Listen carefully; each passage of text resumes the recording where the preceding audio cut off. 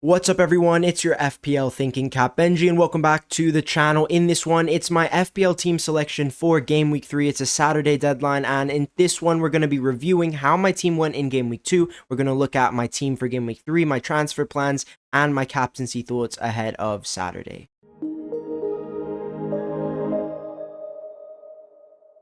50 points all out in Game Week 2. It's not amazing, but it's okay. I don't really care about my rank at this stage of the game. 2.4 mil, a red arrow, but 50 points is okay. I'm still aiming for 60 plus points in most of the opening weeks. That's kind of the benchmark that I set myself for a successful game week in FPL at the start. So unfortunately, we're 10 points off, but I do think I got quite unlucky this week with 3, potentially 4 midfielder injuries if Iliman Ndiaye's knock is actually substantial. We'll have to see about that later in the week. But Cole Palmer, Jorginho Rutter, and Bukayo Saka all injured in Game Week 2. Very, very, very disappointing. Cole Palmer, I don't expect him to play this week.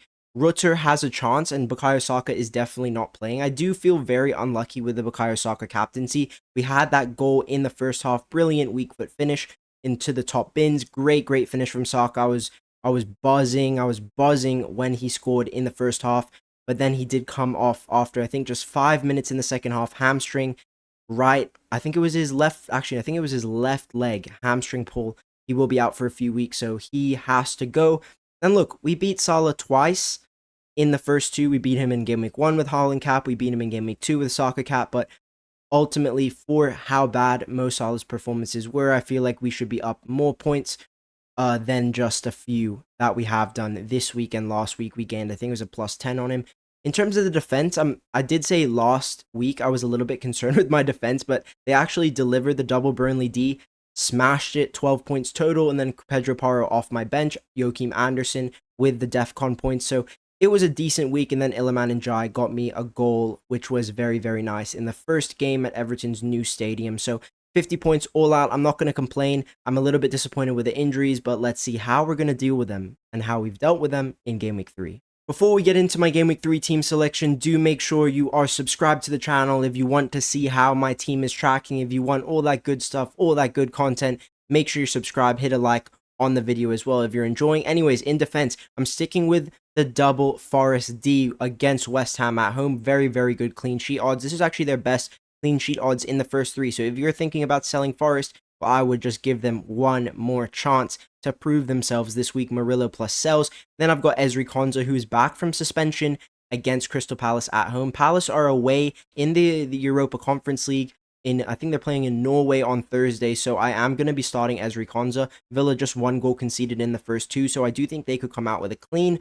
And then Pedro Porro, very attacking on set pieces against Bournemouth at home. He has decent clean sheet odds as well. I do think he can do something. On my bench, Dubravka rotated out of the team. Esteve rotated out of the team. Krupi Jr., I didn't even want to play him. He just came off my bench because I had 3 injuries, and 2 of them didn't even play any minutes. So that's why he was on the pitch last game week, but he's not touching the pitch this week because I've got Joachim Andersen in first substitute, and I do think he could hit DEFCON against Chelsea.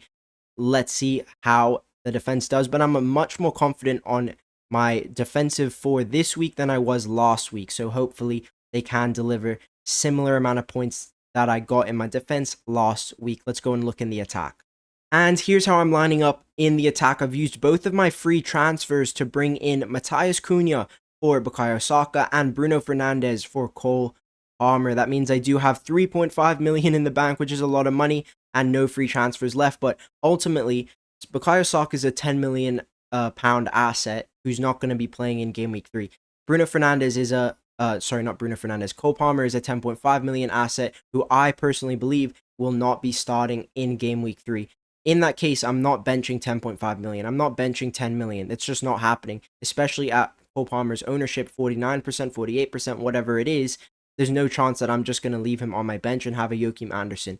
The opportunity for gain on a lot of people who will stay patient with Palmer is there, and that's why I've gone for the double United midfield, because I just believe Bruno's an excellent pick. I understand he missed a penalty last week. If he didn't miss that penalty, Bruno would have finished on 12 points. 12 points from 1 goal. That's just 1 point off an Erling Haaland brace. So that's how strong Bruno is in the meta this year. And ultimately, he hit DEFCON again. He hit DEFCON last week Not again, sorry. He didn't hit it in Game Week 1, but he did get very close. And I do think he could hit it against Burnley. He is a captaincy option for me. I do have the armband on Erling Haaland. I'm not going to be changing my strike force. I'm going to back Erling Haaland and Ollie Watkins, who had a slower start to the season, but I still think he can do very well, especially with Crystal Palace away in the Conference League this week.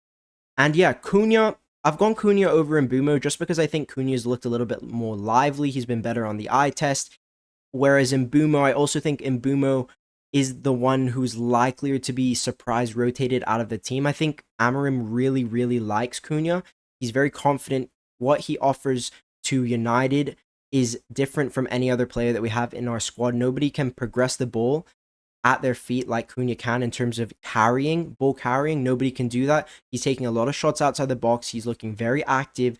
He's looking hot, and I do think he's going to bang before going on international duty for Brazil, where he's competing with João Pedro, he's competing with Richarlison, both of them in great form, and I do think Cunha, this is a form game for Matheus Cunha, so I'm going to go with him and Bruno Fernandes. I've transferred them both in. 3.5 million in the bank. I am looking at another move. I'm looking at either Jorginho Rutter. If he's not fit, I could sell him to a Morgan Rogers, or I could even go up higher, but I'm not going to go for a Florian Wirtz right now. I'm not going to go any higher than that, really.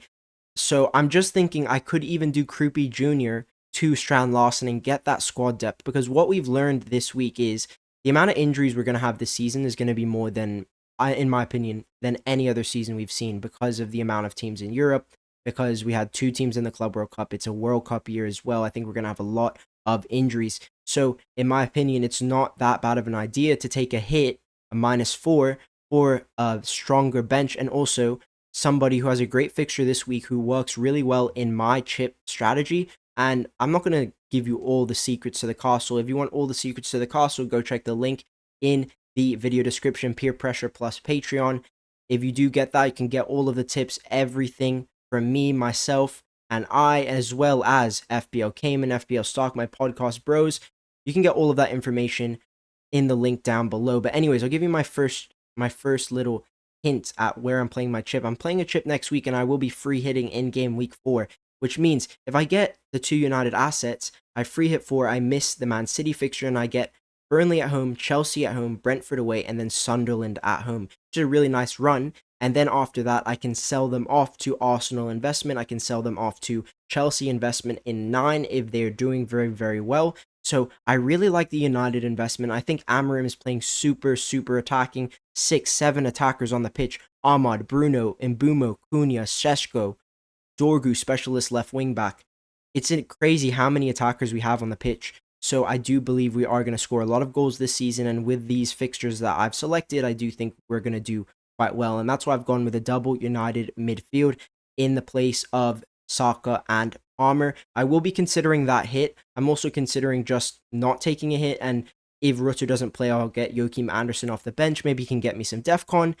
But yeah, that is where my current head is at. I will update you in my team selection shorts, which comes as a YouTube shorts at the closer to the deadline each week. If you haven't seen it, then go check it out in my shorts page on ThinkingCapFPL. That'll be out later on, and that'll be my final locked team selection for game week 3. And if you enjoyed this one, make sure you hit that like button, subscribe on your way out, check out the links in the video description, and I'll speak to you in the next video. Peace.